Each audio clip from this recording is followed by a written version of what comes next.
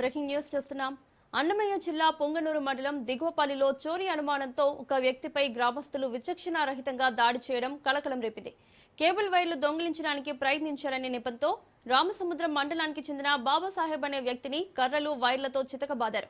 ఈ దేహశుద్ధిలో తీవ్రంగా గాయపడి స్పృహ తప్పి పడిపోయిన బాధితుడిని పొంగనూరు ప్రభుత్వ ఆసుపత్రికి తరలించారు. సమాచారం అందుకున్న పోలీసులు కేసు నమోదు చేసి దర్యాప్తు జరుపుతున్నారు.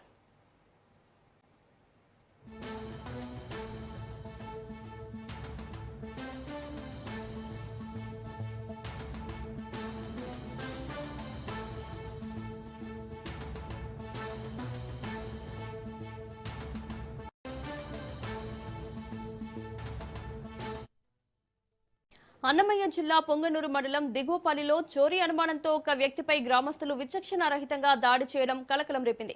కేబుల్ వైర్లు దొంగిలించడానికి ప్రయత్నించారనే నెపంతో రామసముద్రం మండలానికి చెందిన బాబాసాహెబ్ అనే వ్యక్తిని కర్రలు వైర్లతో చితకబాదారు. ఈ దేహశుద్ధిలో తీవ్రంగా గాయపడి స్పృహ తప్పి పడిపోయిన బాధితుడిని పొంగనూరు ప్రభుత్వ ఆసుపత్రికి తరలించారు. సమాచారం అందుకున్న పోలీసులు కేసు నమోదు చేసి దర్యాప్తు జరుపుతున్నారు.